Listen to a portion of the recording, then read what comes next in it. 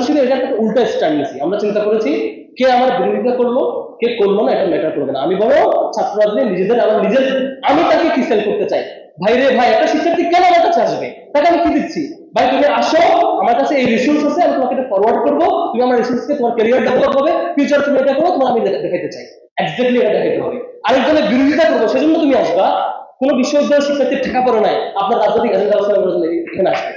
বিশ্ববিদ্যালয়ের শিক্ষার্থী তখন আসবে যদি এখানে আসলে পরে সে ভালো কিছু পায়। আপনি ইলেকশন করবেন, আপনি বড় বড় বক্তৃতা দিবেন, আপনি রাজনৈতিক এজেন্ডাকে হাজির রেখে আপনাকে লিডার বানাবেন, সেজন্য আপনার সেবাদাস করার জন্য কেউ আসে নাই।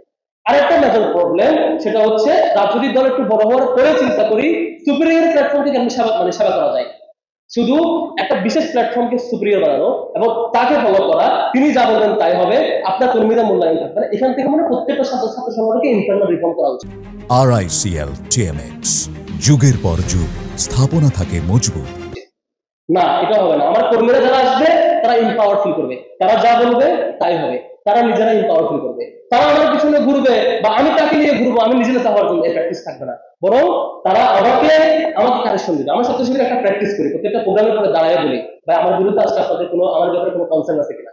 আমাদের কারণ হচ্ছে এহতেসাব, বাংলা বলে পর্যালোচনা, যে বলে যে আমাদের ব্যাপারে কোনো পর্যালোচনা আছে কিনা, বলে সভাপতি নিজে দাঁড়ায়, প্রোগ্রাম শেষে দাঁড়ায় বলে কোনো পর্যালোচনা আছে কিনা। সে নোট নাই, সভাপতির বিরুদ্ধে আজকে উপস্থিত কর্মীরা 20টা অভিযোগ দিচ্ছে, নোটিয়ারি সংশোধন করার চেষ্টা করে। নিজেরা রিফর্ম করি, কাজে লাগবে, নিজেরা রিফর্ম করি।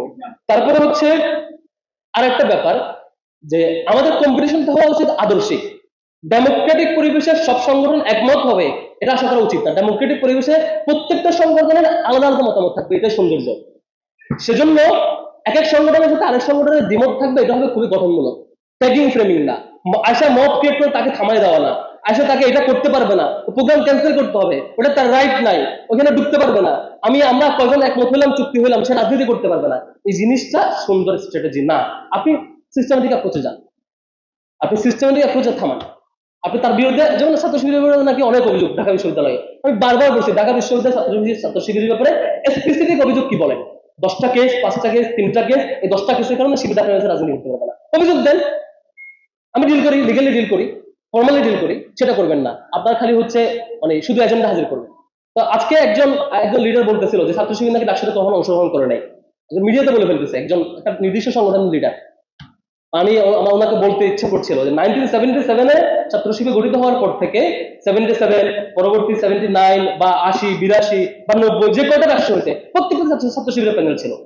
কিন্তু তিনি হঠাৎ করে একটা মিথ্যা হাজির করলেন মিডিয়ার সামনে। এভাবে মিথ্যা ফ্রেমিংগুলো থেকে সরে আসতে হবে। এই তথ্য নির্ভর সঠিক তথ্য বলে কম্পিটিশন আসেন, তাইলে মানে সঠিক কাজটা হবে।